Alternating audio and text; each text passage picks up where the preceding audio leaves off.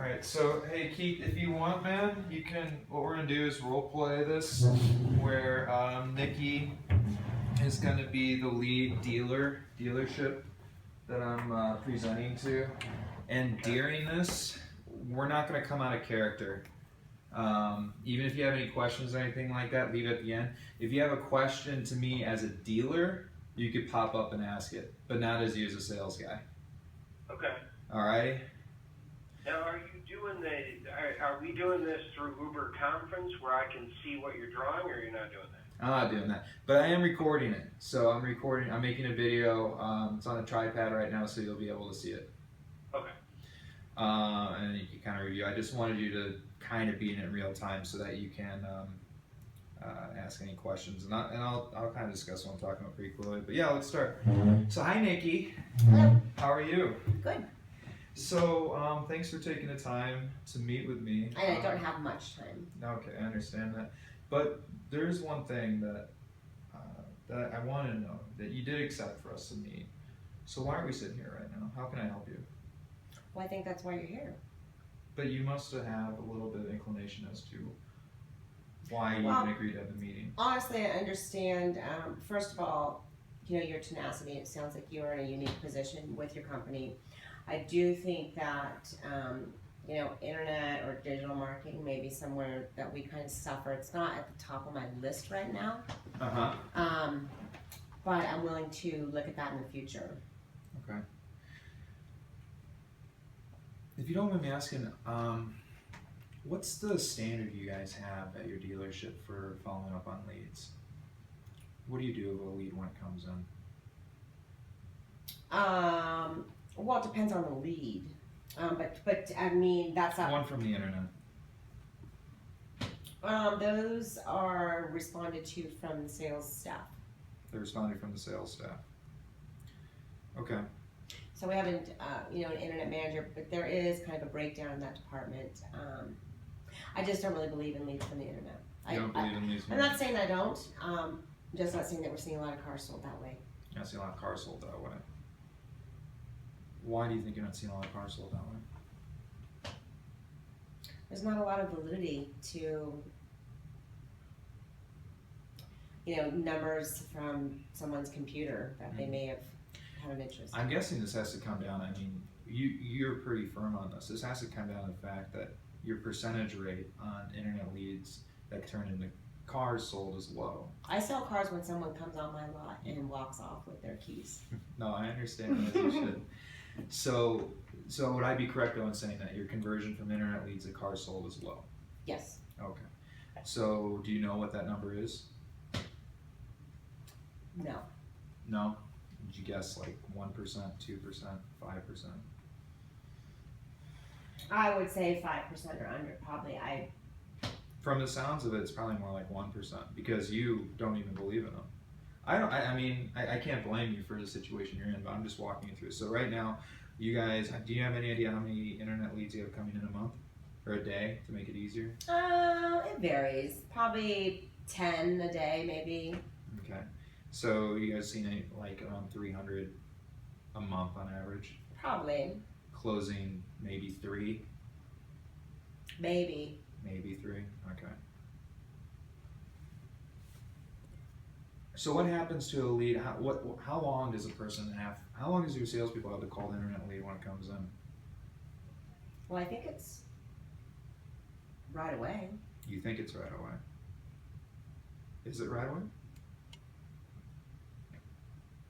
I'll have to get Tony up here who runs the sales department, but yeah. Okay, well let's get Tony up here. Do you mind grabbing him? No, go ahead. Okay, Tony's here. Hi, Tony.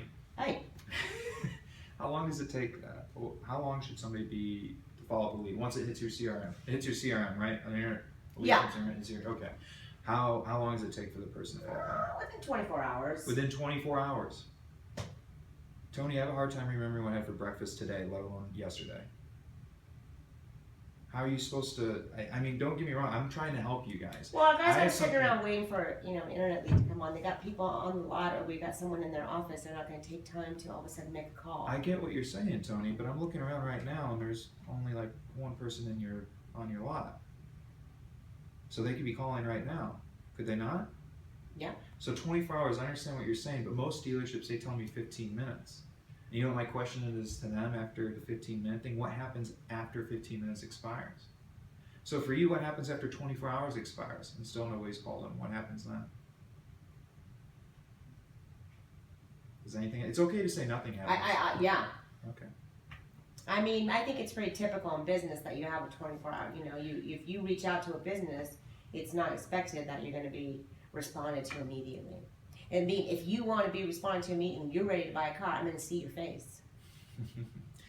Okay, I understand that, but at the same token, if we wait 24 hours, then they might have no idea what you're talking about. It's just because that's simply how the mind works. It doesn't So you're work. saying that if we responded quicker to our internet leads, we would be making more sales off the internet? That's exactly what I'm saying.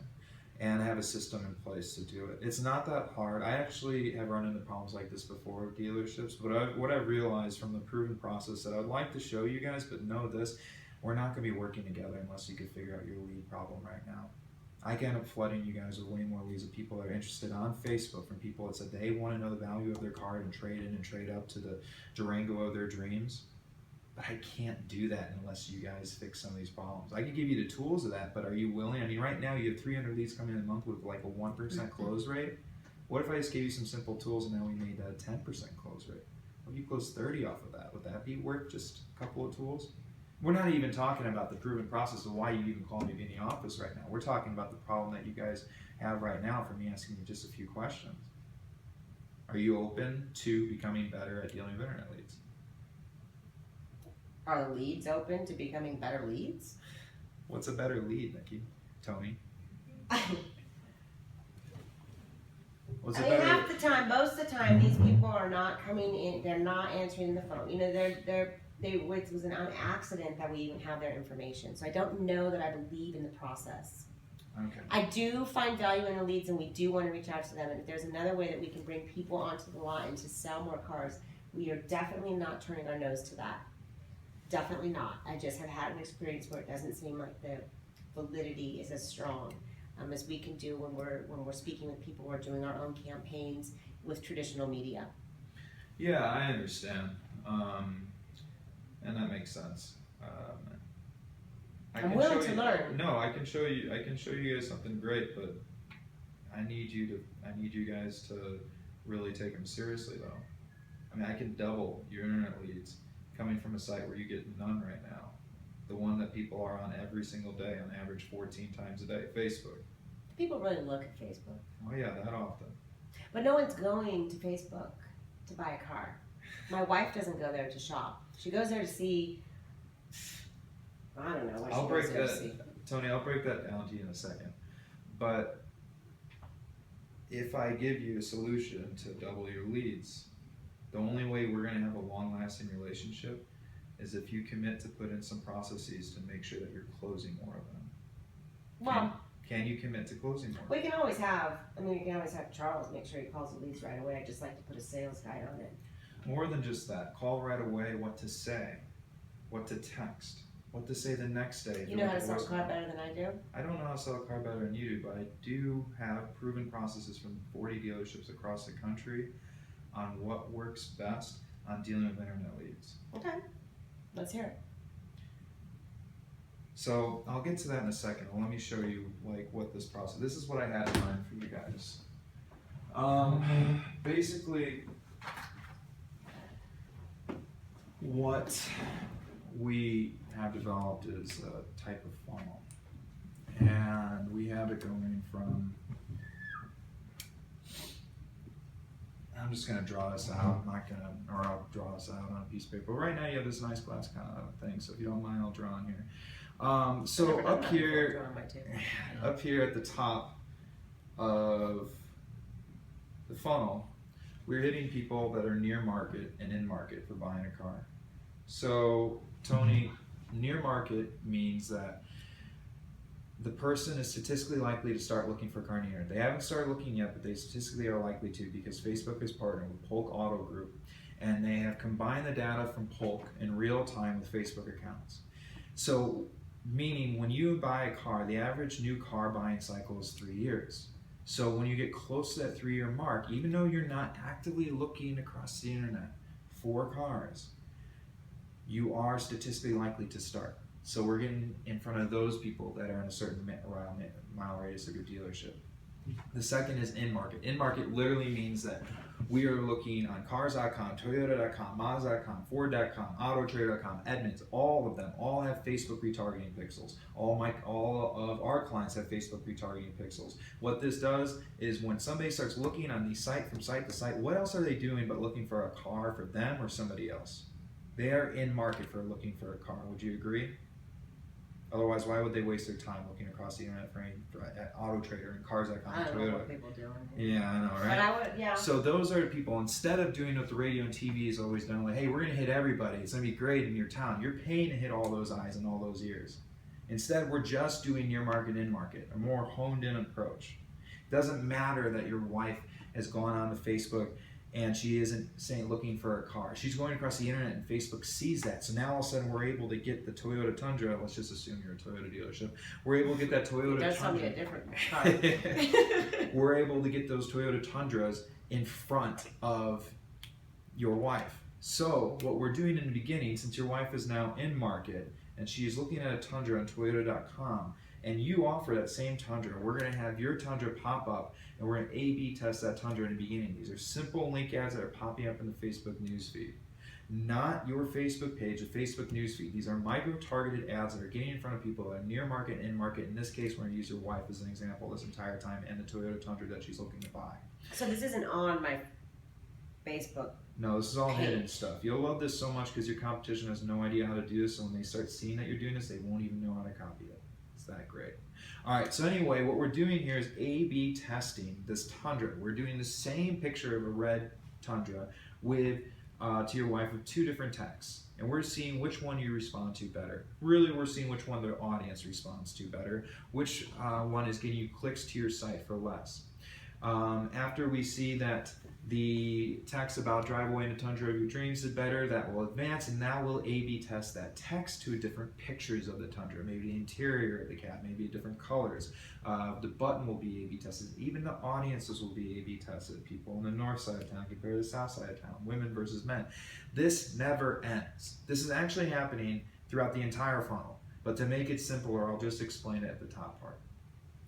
Okay, so this is never ending. We call it continuous improvement. Systems with continuous improvement of ads. Even when we find an ad that's getting you clicks to your website for 11 cents a piece, you'll never find anything that inexpensive to drive traffic to your site. Even when we have a success story like that, that ad itself will still eventually have to be changed because it'll run its course on your community. Okay, so what's happening outside that is we have a pixel, like I said, installed on your site. So we have the pixel installed on every single page on your site. Your wife clicks, she sees a Toyota Tundra. We see that they went to your site. We can now see how long she was looking at it for, if she came back, and what other pages she looked at on your site. From that, we're able to hit her with a video. Oh man, I hate this shit. You hate this stuff, tell me. I hate it. It follows you around. It does, I know, but it works. Okay, so now we have the Tundra popping up. Well, wouldn't people just be annoyed with us? If they're annoyed, why are we able to get so many leads at the end of the day? Here's the thing, Facebook rewards companies that know how to do ads on them because it's called keeping your relevance score high. Facebook's goal is to make the ad experience just like the rest of your newsfeed. Those ads are supposed to be for a reason because you're in that, because you're looking for a Tundra right now. So it's helpful. Unlike the newspaper, you're like, I don't care about that, I don't care about Kay Jewelers. You're engaged. Your wife's engaged, or when she was, all of a sudden rings were popping up. Weird. That's because they know she's engaged. It's the experience for that person. And that's why it doesn't even seem like a weird thing where it's falling around the internet. So now we're delivering her a video, a professional one done about Toyota on the Tundra. And the unique thing about this is we're able to see how much of the video she watches.